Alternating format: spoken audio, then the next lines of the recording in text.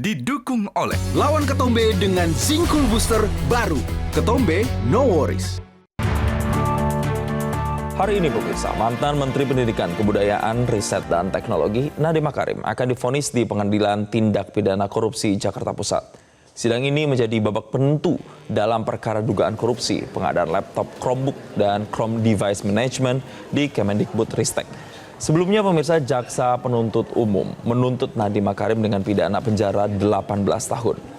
Jaksa menilai terdakwa terbukti melakukan tindak pidana korupsi dalam program pengadaan perangkat teknologi pendidikan tersebut.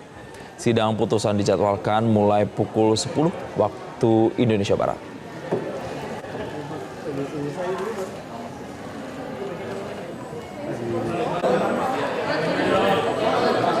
TV dong. Dan pemirsa, untuk informasi terkininya kita akan bergabung bersama dengan jurnalis Metro TV Valerie Budianto langsung dari Pengadilan Tipikor Jakarta. Selamat pagi Valerie, jadi bagaimana suasana jelang sidang dan apa saja yang menjadi poin pembelaan dari Nadiem? Ya, selamat pagi Jason dan juga pemirsa. Suasana jelang sidang tepatnya 2 jam jelang sidang vonis dari Nadiem Makarim dalam kasus dugaan korupsi dalam pengadaan laptop Chromebook ini. Suasana di Pengadilan Negeri Jakarta Pusat atau Pengadilan Tindak Pidana Korupsi sudah cukup ramai, namun bukan dipadati oleh para pihak mulai dari kuasa hukum terdakwa, jaksa maupun hakim, melainkan para simpatisan yang memang sudah bersiaga sejak pagi untuk sama-sama menyaksikan bagaimana jalannya sidang vonis. Kita melihat bahwa hingga saat ini untuk terdakwa Nadiem Makarim masih belum hadir, namun apabila kita memang berkaca dari sidang-sidang sebelumnya, biasanya Nadiem ini baru tiba sekitar 15 hingga 30 menit sebelum sidang dimulai. Dan oleh karena itu yang ramai saat ini adalah pengamanan yang memang dikerahkan oleh pihak Pengadilan Tipikor yang bekerja sama dengan pihak kepolisian. Karena kalau kita juga melihat bagaimana sidang Nadiem ini di setiap agenda sidangnya selalu dipadati, selalu diramaikan oleh simpatisan, keluarga, kerabat yang secara aktif dan juga masif untuk menyampaikan dukungan kepada Nadiem Makarim. Terkait dengan ramainya yang berlangsung hingga saat ini, kami masih menanti kehadiran dari para ojol yang memang sangat berkaitan erat dengan Nadiem Makarim selaku pihak yang memang menjadi salah satu pendiri ekosistem ojek online terbesar di Indonesia. Dan terkait dengan keberadaan ojol ini nantinya akan diprediksikan, disebutkan oleh security yang berada di sini bahwa nanti akan tiba dan juga menyambut kehadiran dari Nadiem Makarim begitu tiba di Pengadilan Negeri Tipikor, kemudian akan sama-sama menunggu dan juga menyaksikan sidang vonis.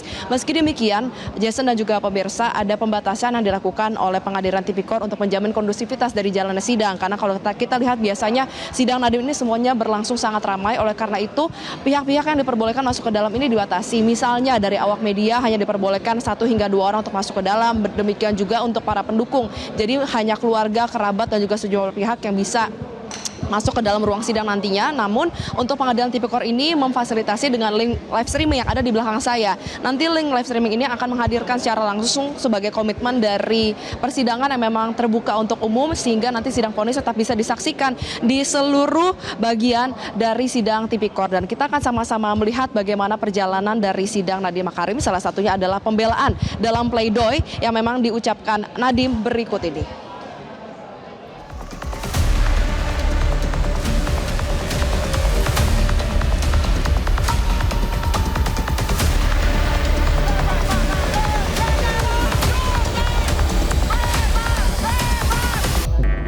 Majelis Hakim yang terhormat, kebijakan kementerian untuk memilih Chrome OS yang gratis secara mutlak telah menghemat pengeluaran negara Indonesia setidak-tidaknya 3,9 triliun rupiah. Angka yang jauh di atas dugaan kerugian negara. Kalau saya dinyatakan bersalah, apakah artinya negara berpendapat bahwa seharusnya kementerian memilih opsi yang lebih mahal? Tetapi saya juga manusia. Bayangkan betapa hancurnya hati saya dengan semua pengorbanan finansial dan waktu yang telah saya lakukan selama 5 tahun. Setelah mendapatkan penghormatan tertinggi negara, Bintang Mahaputra Adi Pradana dari Bapak Presiden untuk pengabdian saya, hadiah yang saya dapatkan adalah jeruji besi. Majelis yang terhormat, di tengah segala kesulitan yang dialami negara kita. Yang mulia diberikan kesempatan untuk memberikan harapan baru untuk Indonesia.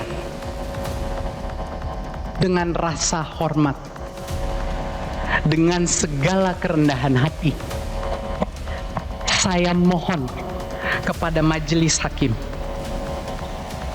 berikanlah harapan itu kepada kami.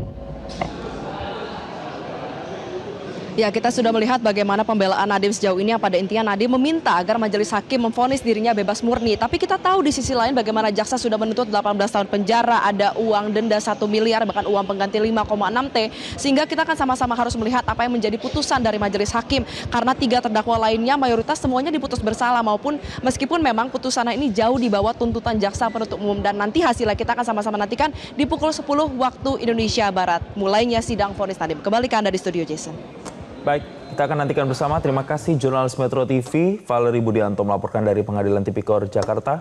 Selamat bertugas kembali. Jelajahi cara baru mendapatkan informasi. Download Metro TV Extend sekarang.